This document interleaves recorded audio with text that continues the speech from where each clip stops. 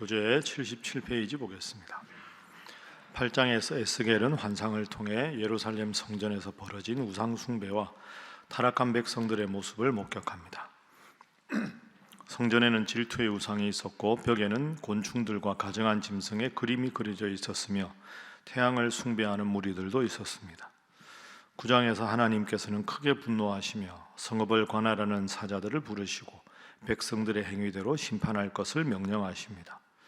10장에서는 에스겔에게 숯불 환상을 보여주시며 예루살렘 성읍이 불타서 재와 같이 사라질 것을 알리십니다. 이후 여호와의 영광이 예루살렘 성전을 떠나는 장면이 묘사됩니다.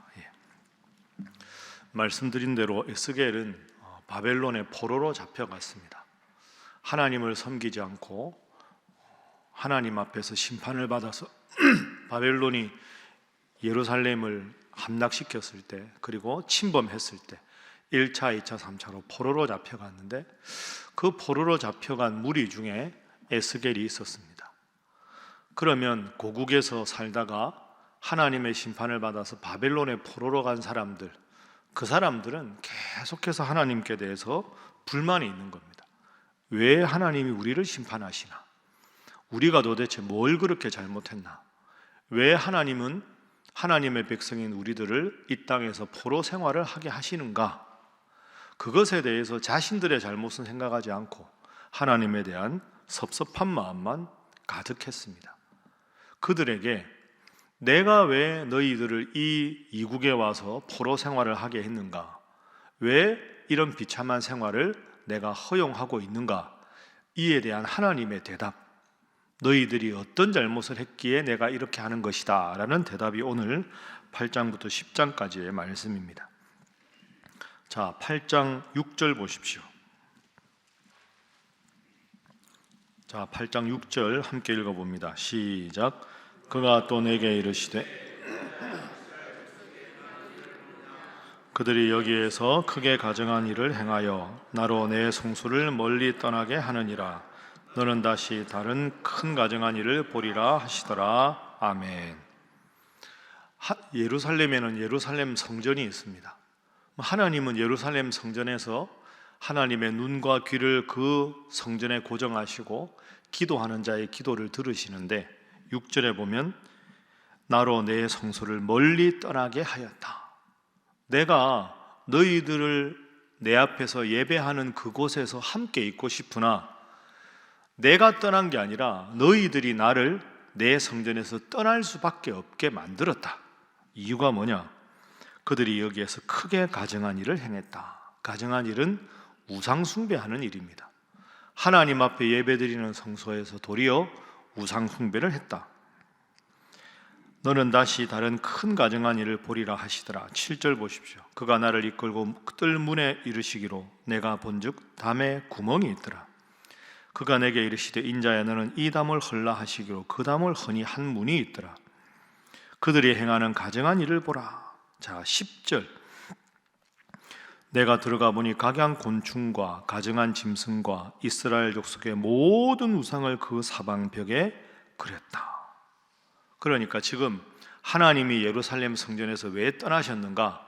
그 이유가 에스겔이 와서 환상 중에 보니까 그 성전 뜰에 조그마한 구멍이 있어서 그 구멍을 열고 이렇게 담을 열고 보니까 바깥에서 보기에는 하나님을 섬기는 것처럼 보이는데 그 안쪽에 보니까 10절 각양 곤충과 가증한 짐승과 이스라엘 족속의 모든 우상을 그 사방벽에 그리고 우상 숭배를 하고 있었다. 나에게 예배하는 그곳에서 은밀하게 우상 숭배를, 다양한 우상을 숭배하고 있는 걸 바라보는 내 심정이 어떠하겠느냐? 그러니 겉으로는 나를 섬긴다 하면서 속으로는 온갖 우상을 섬기는 너희들을 내가 두고 볼 수가 없었다. 그래서 내가 너희들을 심판하는 것이다.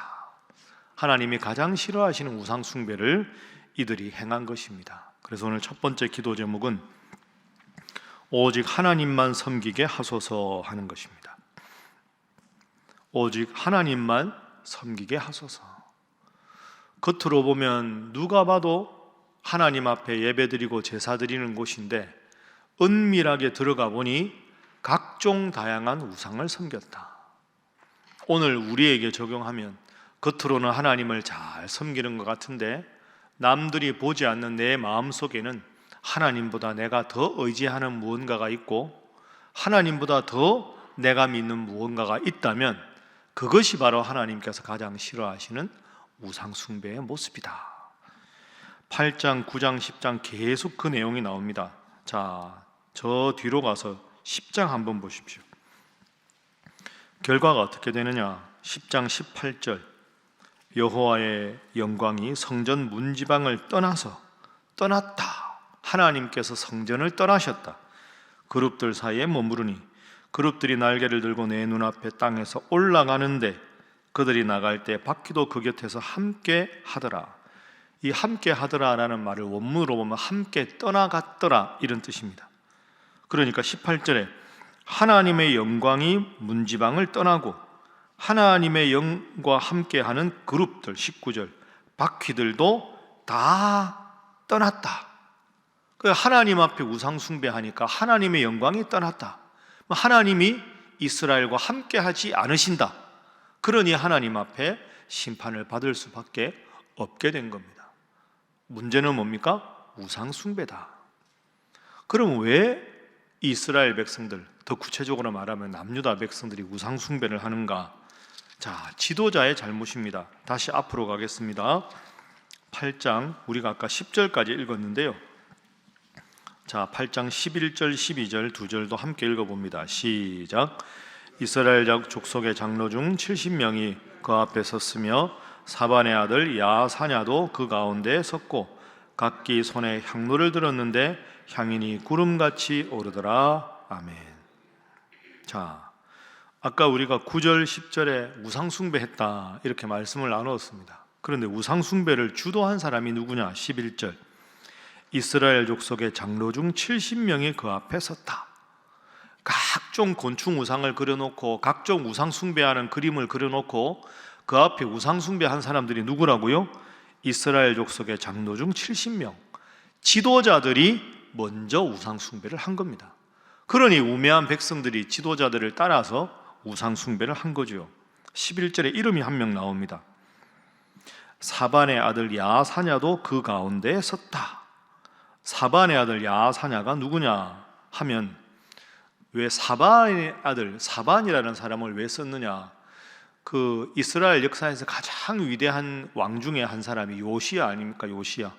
종교개혁을 하고 율법책을 발견하고 모든 산당을 혁파했던 이 요시야 왕 때 개혁을 주도한 사람이 사반입니다. 그런데 그 사반이라고 하나님을 가장 잘 섬기던 사람의 아들 야사냐가 우상숭배의 주동자가 된 겁니다. 이게 생각해보면 끔찍한 일 아닙니까?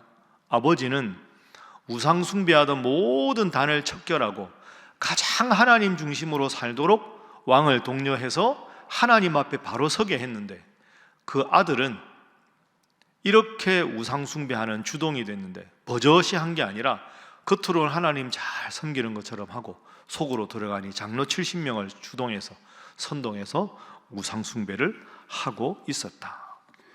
그러니까 중요한 건 지도자입니다. 지도자가 바로 서지 않으면 백성들은 그 지도자의 잘못을 모르고 따라오고 지도자가 바로 서면 백성들도 지도자를 따라서 하나님 말씀 위에 바로 서게 되는 거죠. 교회도 마찬가지고 교계도 마찬가지고 정치도 마찬가지고 가정도 마찬가지입니다. 지도자가 어떤 사람인가, 지도자가 영적으로 어떻게 서 있는가가 가장 중요한 것이죠. 각 가정의 제사장으로 세움받은 여러분들이 바로 서야 여러분의 가정이 바로 서는 줄로 믿습니다. 우리가 교회의 영적 지도자들을 위해서 기도하고 우리나라를 위해서 기도해야 되는 이유가 여기에 있는 겁니다. 두 번째 기도 제목은 지도자들이 바로 서게 하소서 하는 것입니다. 지도자들이 바로 서게 하소서. 특히 교회로 말하면 영적 지도자가 바로 서는 것이 매우 중요합니다. 사람이 완벽할 수는 없죠. 완벽할 수는 없지만 하나님 앞에 바로 서도록 노력해야 되는 것은 분명한 일입니다. 여러분, 우리나라에 수많은 이단들이 있습니다. 수많은 이단들이 지금도 버젓이 횡행하고 있습니다. 이단 지도자들의 공통점이 하나 있습니다. 거의 대부분의 이단 지도자들은 신학 공부를 제대로 하지 않았습니다.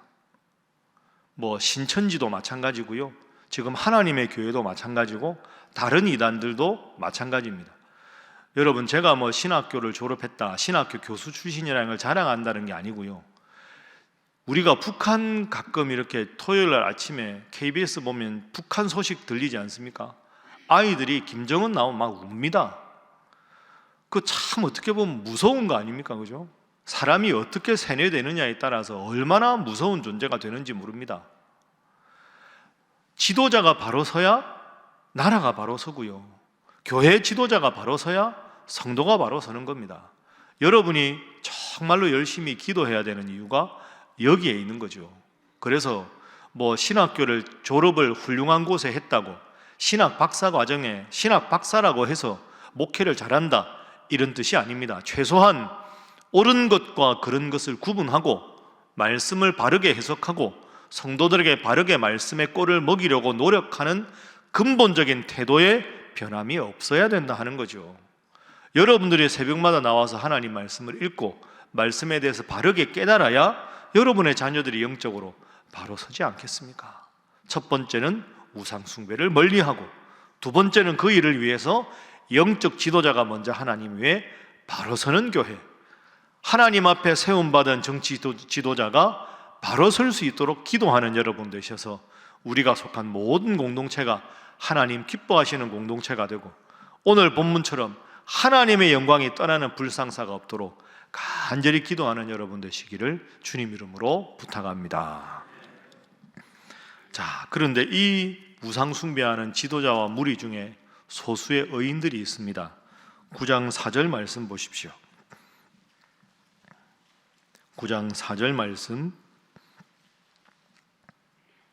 자, 함께 읽어봅니다. 시작. 여호와께서 이르시되 너는 예루살렘 성읍 중에 순행하여 그 가운데서 행하는 모든 가증한 일로 말미암아 탄식하며 우는 자의 이마에 표를 그리라 하시고. 아멘. 하나님이 말씀하셨습니다. 예루살렘 성읍의 대부분의 사람들이 우상 숭배를 하는데 그 가운데서 행하는 모든 가증한 일, 모든 가증한 일이 뭐겠습니까? 우상 숭배하는 일. 지도자부터 대부분의 일반 백성들이 우상 숭배를 하는데 그 우상 숭배하는 가증한 일로 말미암아 탄식하며 우는 자의 이마에 표를 그리라.